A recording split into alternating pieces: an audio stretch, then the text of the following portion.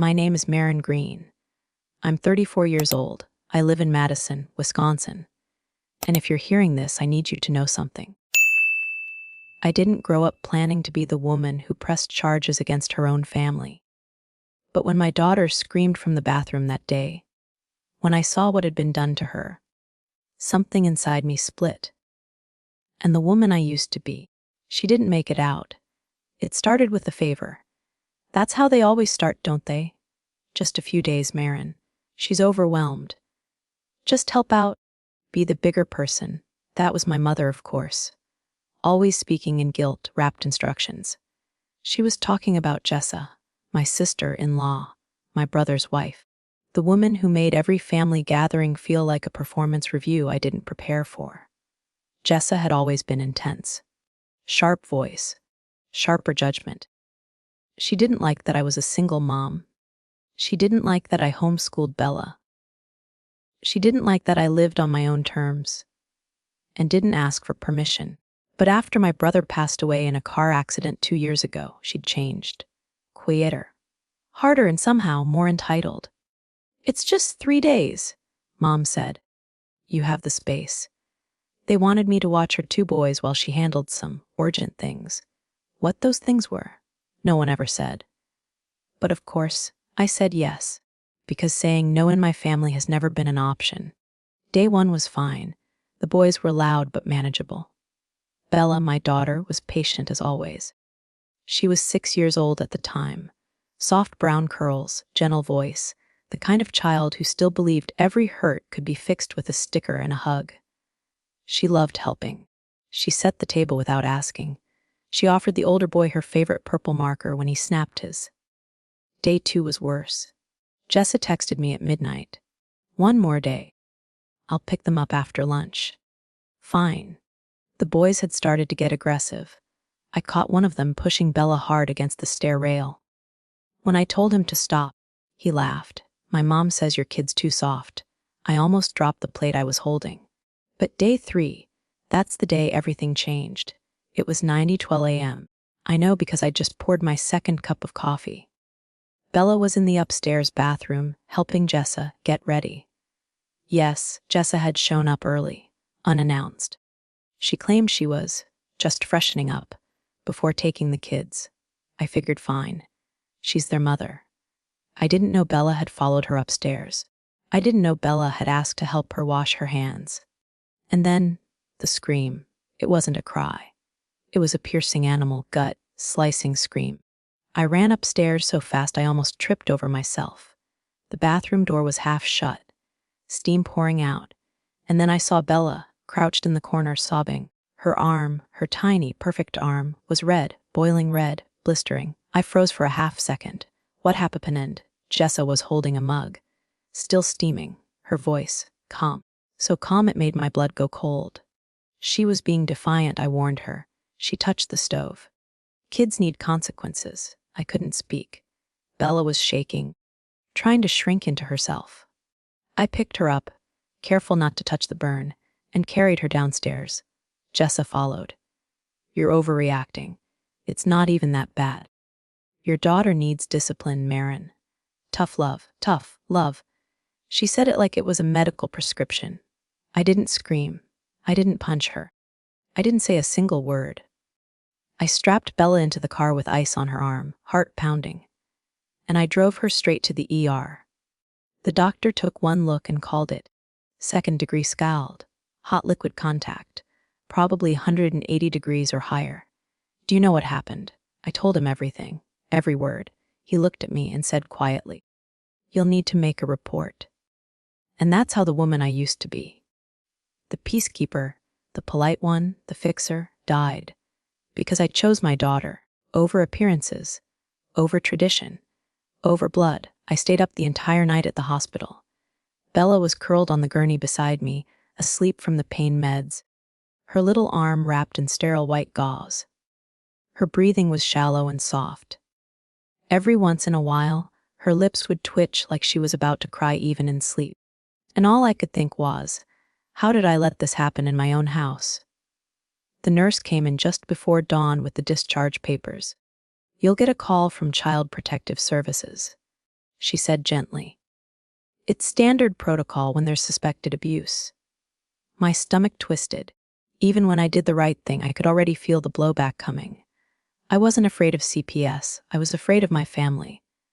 At 7:14 a.m., my phone lit up with a call from my mother.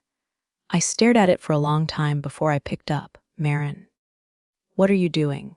No hello. No, how's Bella? She's in a sling, I said flat. Blistered up to her elbow. Mom exhaled loudly, like I was exhausting her. But you're making a report. To the police. Against Jessa. Yes. Don't do this. There it was, the line I'd always been taught to toe. Don't make things worse. Don't embarrass the family. Don't drag private matters into public light. But this wasn't private. This was a crime. And I wasn't going to teach Bella that staying silent is what strong women do. You didn't see her face, Mom. You didn't hear her scream. She's a child, Marin. Children get hurt. Accidents happen. Jessa didn't mean to. I almost laughed. She said Bella needed consequences. There was silence. Then Mom's voice, colder now. You always look for reasons to play the victim. I hung up without another word. Because if I stayed on the line, I might have said things I'd regret. And for once, I wanted no regrets. At 9:00 a.m., I filed the official report. I told the truth. Every word of it, the hospital report, the statement from the ER nurse. The fact that Bella hadn't been anywhere near the stove. That it was Jessa who had brought the boiling mug into the bathroom. I sent photos, medical notes, doctor testimony, and once it was done, I sat in my car for an hour shaking. Not because I was scared of Jessa, but because I knew what came next. The texts came in waves. Melissa, my cousin. You're really calling the cops on your niece and nephew's mother. What the hell is wrong with you?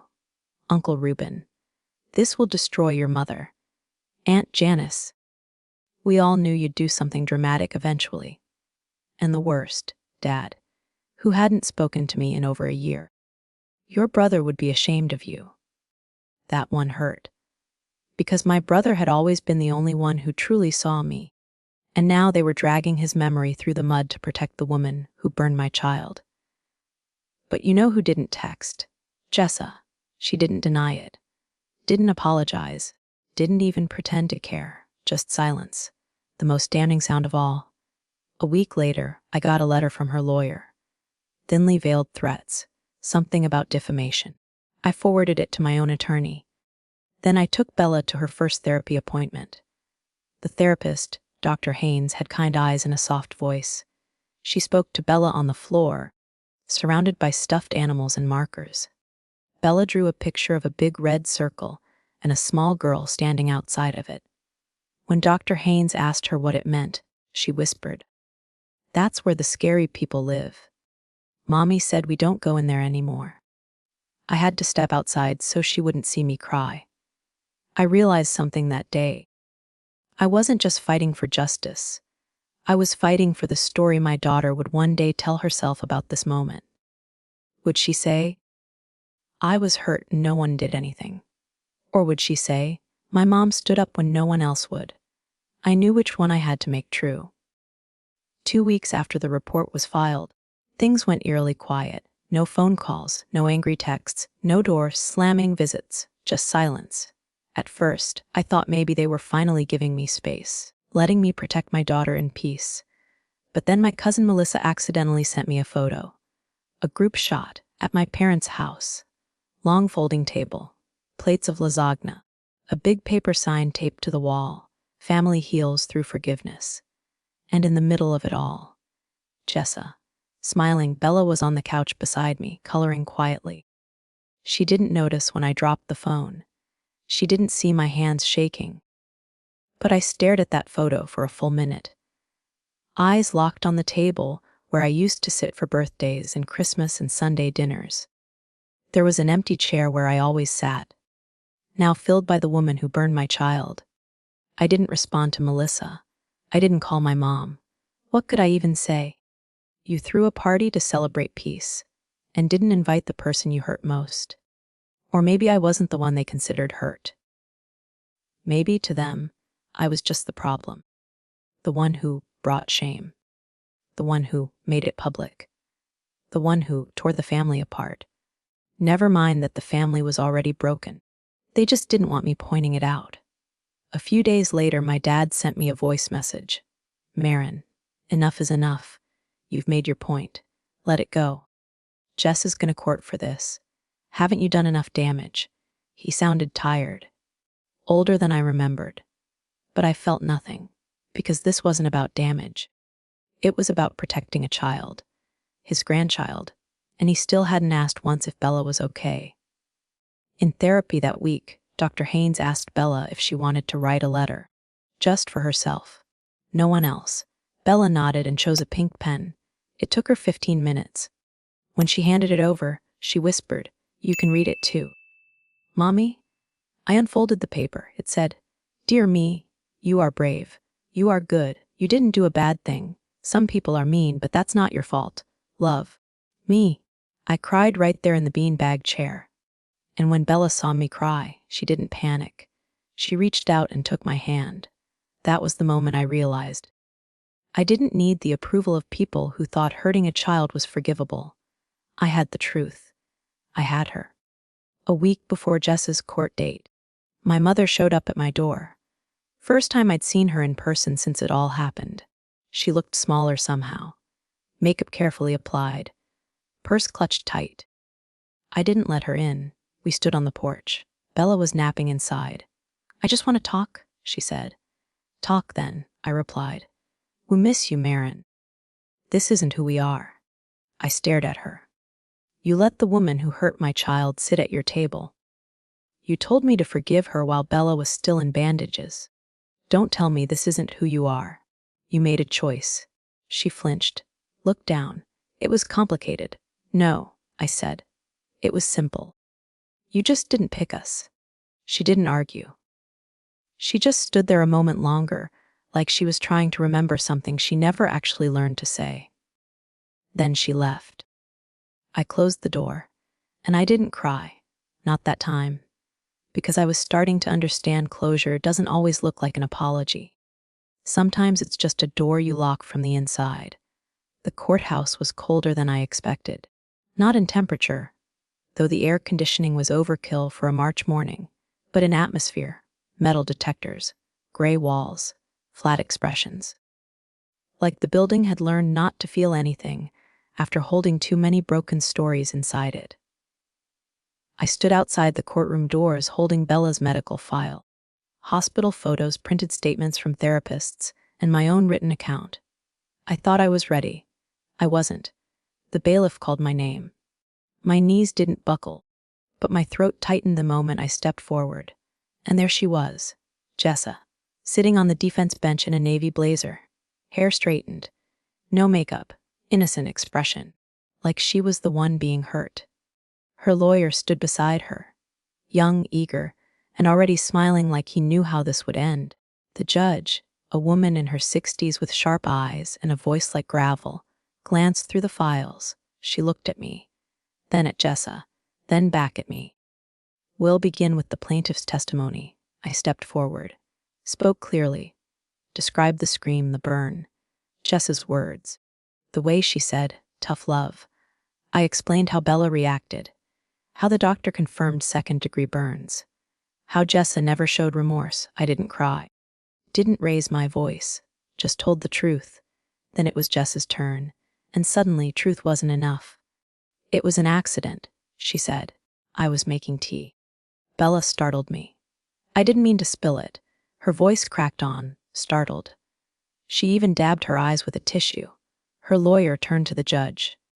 "Your Honor, this is a custody dispute disguised as a criminal complaint. My client is a grieving widow, overwhelmed, trying her best." This was a moment of clumsiness, not abuse. I almost laughed, but no one in the room was laughing, because court isn't about who's telling the truth. It's about what you can prove. And when you're up against someone who knows how to cry on cue, the truth suddenly feels fragile. The judge asked for Bella's medical photos. I handed them over. She looked at them, frowned, nodded slowly. "M's green, why didn't you call the police immediately?" I took Bella to the ER, I said. The doctors filed the report. But you didn't call 911. No. I prioritized getting her to care. She scribbled something on her pad. After the hearing, Jess's lawyer approached me in the hallway, too casually. You should drop this, Marin, everyone's watching. You don't want to look vindictive. I'm protecting my daughter. He smiled tightly. Sure, but judges don't like messy families. And it's getting messy. That night, I couldn't sleep. I watched Bella breathe, tucked in beside me, arms still healing. And I thought, maybe they'll reduce the charges. Maybe Jessa will walk. Maybe none of this will fix anything. But I also thought maybe that doesn't matter. Because even if the world pretends not to see, even if justice shrinks under pressure, Bella saw me. She saw me choose her.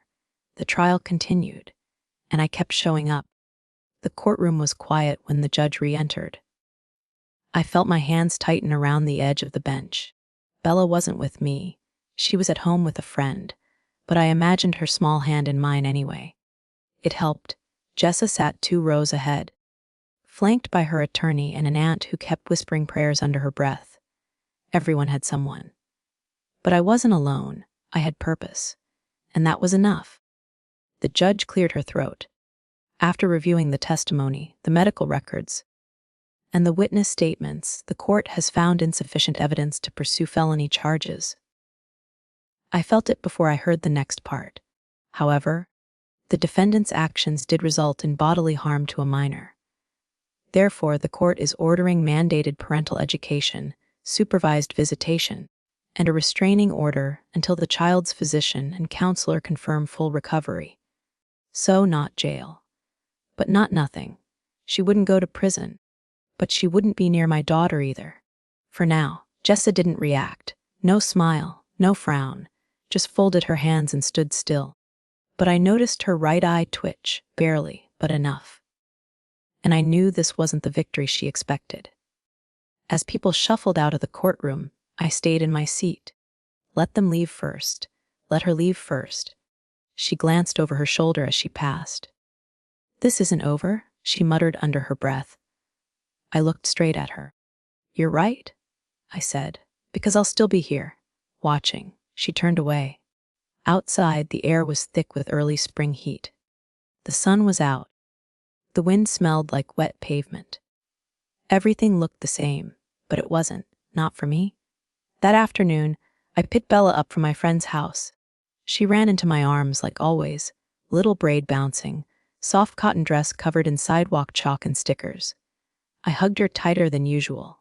She pulled back. Did the mean lady go to jail? I crouched down. No, sweetheart. But she won't come near you again. I promise. Bella looked down at her arm. Still healing. Still sensitive. Then she smiled. Okay. And just like that, she ran off to play. That night, Mom called. I let it ring 6 times, then picked up. You got what you wanted, she said. Her voice was tired. No, I replied. I didn't want a courtroom. I wanted a family that protected its children. You embarrassed everyone. No, you did. When you took her side. She didn't respond. And for once, I didn't fill the silence. I hung up first. 2 weeks later, I found a package on my porch. No name, no return address. Inside, a photo of my brother. Him holding Bella when she was a newborn. She was swaddled in a yellow blanket, yawning. Taped to the back was a note. You were always the best of us. Keep her safe. Love you. No signature. But I knew his handwriting. And that was the verdict I'd been waiting for. 3 months passed, no court dates, no phone calls, no more photos from family parties I wasn't invited to. And surprisingly, I didn't miss any of it. My world got smaller and safer. Bella's arm healed well. A thin scar now where angry red once lived. She asked fewer questions about Jessa. She laughed more. One morning, as we gardened on the back patio, she looked up and said, Mummy, you're not scared anymore. It caught me off guard. What do you mean? She pointed to my face. You used to always look sideways. Now you don't. I didn't realize she noticed. But of course she did. Children always know when the people they love are pretending. In June, I got a message from Kyle, Jess's oldest son. He's 11 now. He used my brother's old email address. Subject line, "Hi, Miss Marin. Can I ask something?" The message was simple. Can I still talk to Bella? I miss her. She was the only one who was nice. I sat with that for hours. Because even though Jessa had lost access to Bella, her kids hadn't done this. They were part of the wreckage, not the cause. After talking it through with Bella's therapist, I agreed supervised video chats. Once a week, we set them up like story hour. They read to each other, talked about dogs and cereal and cartoons. Sometimes, they sat in silence just drawing together. And slowly I watched something unexpected bloom: forgiveness. Not for Jessa, but for the idea that love could survive, even in fallout. In late July, I ran into my Aunt Janice at the grocery store. She looked startled, then guilty. "Marin, I've been meaning to call. What you did was brave." I didn't respond. She cleared her throat. "We were wrong. A lot of us. We thought it was just drama. But now," she didn't finish the sentence, "I did it for her. Now you see the scar." She nodded. "Yes." And then, almost apologetically, "Your mom's not doing well. You might want to call." I looked at the tomatoes in my cart. Red. Whole. Untouched. "No, I don't. Because here's the truth. Some doors stay closed, not out of anger but survival. Not all pain needs to be revisited. Not every wound deserves a reunion." I built a new routine. Bella started first grade. I joined a local support group for parents navigating court cases involving abuse. I got certified to be a peer advocate for other moms. We had Sunday pancakes, library nights. We planted a cherry blossom tree out back and named it Recovery. And every once in a while, I'd still get texts from people trying to explain why they chose silence. I didn't answer. Because I wasn't angry anymore. I was just done. Done justifying. Done explaining. Done carrying shame that was never mine to begin with. And for the first time in years, I felt peace. The kind that doesn't need anyone's approval to exist. The house we live in now doesn't creak like the old one. It's small, just 2 bedrooms and a screened-in porch. But every corner is ours. Bella painted her walls yellow. I hung fairy lights above the kitchen window. The doormat says, "Only kindness allowed." We named it the house with no secrets, because that's what it became. Every night before bed, Bella asks me the same thing. "Tell me a brave story." So I do. Sometimes it's about a knight who protected her tiny dragon. Sometimes it's about a girl with burned wings who still learned to fly. And sometimes it's just the truth. I tell her how we used to live in a house full of quiet rules, where pain was hidden, where people smiled through hurt, where family meant don't speak. And I tell her how one day we left, how we didn't pack much, just our voices and a promise. No more secrets. She always listens with wide eyes. She doesn't ask about Jessa anymore. She doesn't ask about Grandma. Not because she forgot, but because she healed. Last Christmas, we lit a single candle for my brother. We didn't say much. Just sat together, hands wrapped around cocoa mugs, the cherry blossom tree bare outside the window. And Bella said softly, "Uncle Ben would be proud of you." I nodded. "And of you." I no longer check my phone for messages that won't come. I no longer shrink when someone says, "Family gathering." I know who my family is now. A little girl with scars that faded, and a mother who made sure she never had to hide them. I still volunteer, still answer calls from scared moms, still sit in courtrooms, holding the hand of someone who was told to let it go. I never say, "You'll be okay." I say, "You're already stronger than they expected. And you're not alone." Because that's what I needed once. And someone out there might need it now.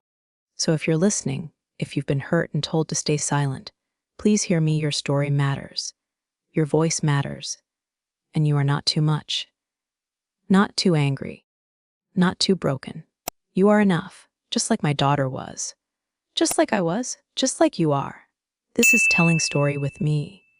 And I'll see you in the next one.